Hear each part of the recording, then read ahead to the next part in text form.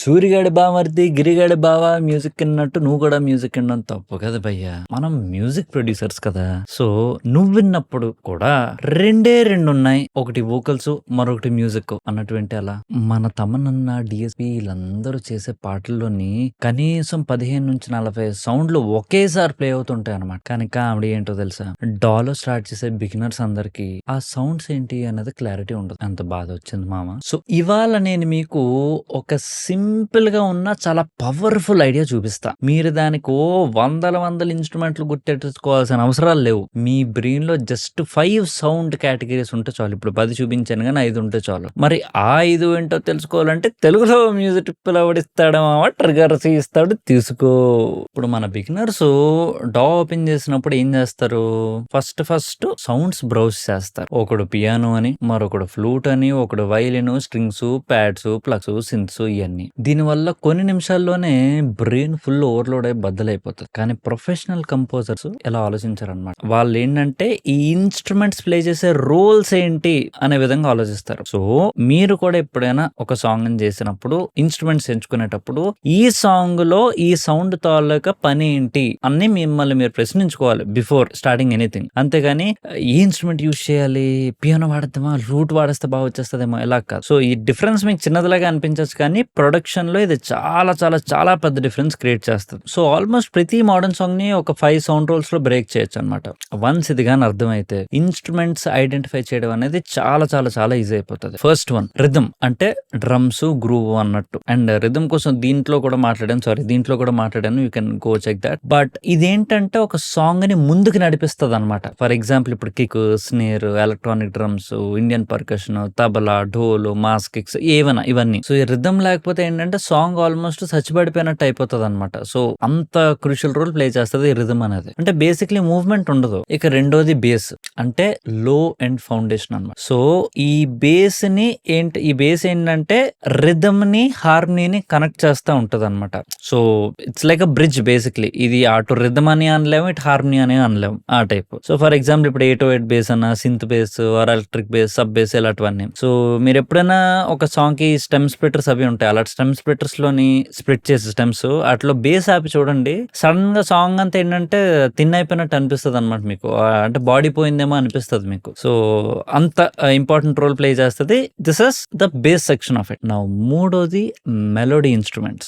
ఇవేంటంటే song main song తాలూకా tune ఏదైతే ఉంటుందో that is what these things will carry అనమాట. సో యూజువలీ ఎవరైనా మన ఫ్రెండ్స్ ఎవరైనా ఉన్నారంటే వాళ్ళు ఏదైతే హమ్ చేసుకుంటారంటే, ఇప్పుడు అరే సాంగ్ ట్యూన్ అంటే వెంటనే గుర్తుండిపోయేలా ఉండాలరా, ట్యూన్ అంటే నలుగురు హమ్ చేసుకున్నట్టు ఉండాలరా అంటాం కదా, అదనమాట, ఆ టైప్ అనమాట.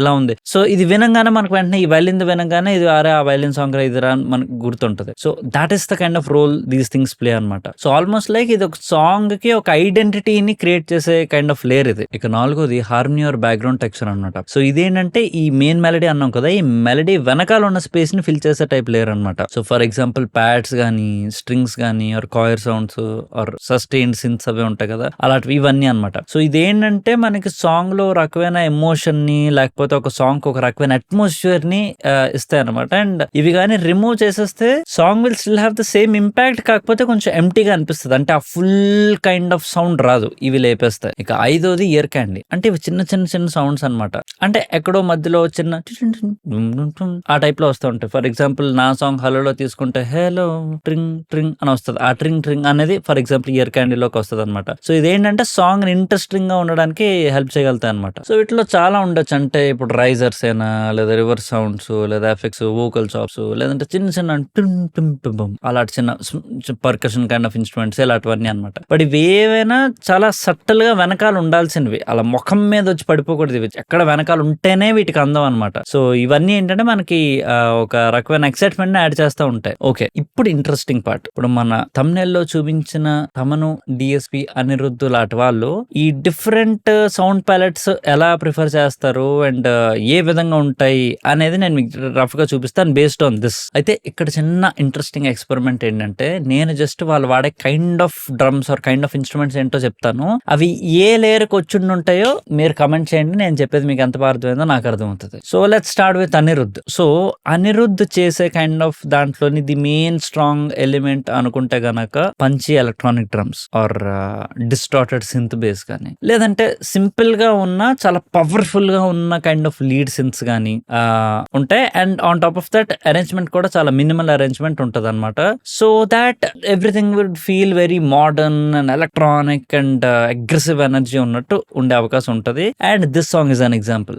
ఇకపోతే మన తమన్ అన్న, సో ఇక్కడ ఏంటంటే I would say there are 2 aspects of Thaman అన్న, which is one thing is melodic Thaman and one thing is like mass rampage Thaman, అంటే అఖండ తమన్. సో ఇప్పుడు నేను చెప్పేది అఖండ తమన్ కోసం చెప్తున్నా. సో అటువంటి తమన్ అయితే you will have this massive percussive layers and then you will have big brass sounds.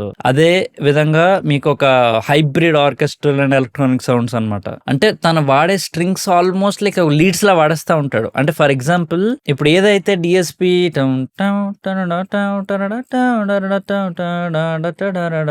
చేశాడో, if Thaman was doing it probably he would do it with entire string section which is what he uses in many tracks. కొన్నిసార్లు main element గా ఉండొచ్చు, కొన్నిసార్లు background లో ఉండొచ్చు, but no matter how it's use చాలా అంటే ఒక స్ట్రింగ్ సెక్షన్ ఆల్మోస్ట్ అదొక మెలడీ లైన్ లా వాడే ఇది ఉంటుంది అనమాట. And on top of that there are also some powerful drops. Again when we're talking about Akhanda kind of Thaman, okay, not the melodic kind of thing. అంటే సార్ వస్తారా or అలా Vaikunthapuram album అదే కాకుండా అఖండ, ఓజీ ఆ టైప్ థింగ్స్. సో దాని వల్ల ఏమవుతుందంటే ఒక మంచి మాస్ సౌండ్ ఉన్నప్పటికీ కూడా కొంచెం సినిమాటిక్ ఫీల్ ఉంటుంది అనమాట. Especially because of the way he uses reverb, where his mixes are very రివర్బీగా ఉంటాయి. అయితే అంత రివర్బీగా పెట్టినా కూడా అంత క్లీన్ వోకల్స్ అలా రావచ్చు అనుకుంటే గనక ఈ వీడియో చూడండి, నేను ఇక్కడ లింక్ చేసింది. నేను రివర్బ్ కోసం కొంచెం డీటెయిల్ గా మాట్లాడాను. You can check that out, it should be helpful to you. And now ఈ సాంగ్ తమనానికి ఎగ్జాంపుల్ గా తీసుకోవచ్చు. ఇకపోతే డిఎస్పి. సో డిఎస్పి సాంగ్స్ లో మనకు కామన్ గా వినిపించే ఎలిమెంట్స్ తీసుకుంటే గనక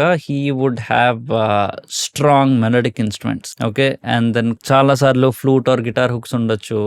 హుక్స్ అంటే I'm talking about the main melody line hooks అంటున్నాను నేను, ఓకే, నేనని కాదు, యూజువల్లీ చాలా మంది అంటారు. అండ్ అది కాకుండా rhythmic Indian percussion and then catchy lead lines ఇవన్నీ ఉంటాయి అనమాట. సో తన ఫోకస్ ఏంటంటే mostly kind of melody driven ఉంటుంది. Now you might think DSP అని కానీ చాలా పర్కసివ్ గా ఇలాగా ఉంటుంది కదా అని, కానీ so you must observe that DSP the percussion లో కూడా there is a melodic element to it. If you're absolute beginner ఇది కొంచెం అర్థం చేసుకోవడం కష్టంగా అనిపించవచ్చు, but rhythm I mean melodic things ని కూడా మనం పర్కసివ్ గా పెట్టచ్చు ఆర్ రిథమిక్ గా పెట్టచ్చు. And rhythmic elements and things ని కూడా మనం మెలోడిక్ గా చూపించవచ్చు, okay. And DSP I would say belongs to this kind of person where it is actually rhythm, కానీ ఆ రిథమ్ ని కొంచెం the rhythm would have a melody to it అన్నట్టు. ఇట్స్ నాట్ జస్ట్ రిథమ్ అంటే టక్ టక్ టక్ టక్ టక్ టక్ అలా కాకుండానే the rhythm would have melodic thing to it అన్నట్టు.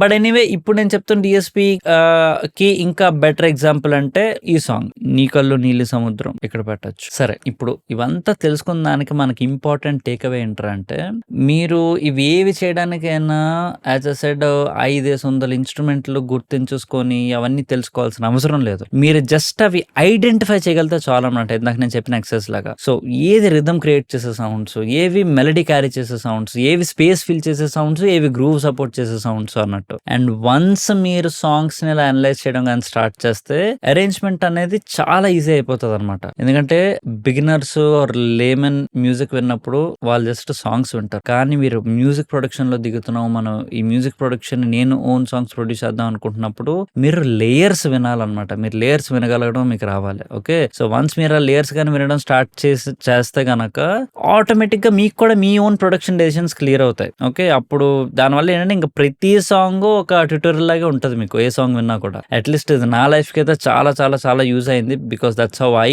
Listen to music, like layers, okay, ఇదే లేయర్ అదే లేయర్ ఇదే లేయర్ అన్నట్టు. And I hope this would help you too. And ఎలాంటి ఇంకేమైనా తెలుసుకోవాలంటే put it in the comment section. వచ్చేవారు మళ్ళీ కలుద్దాం.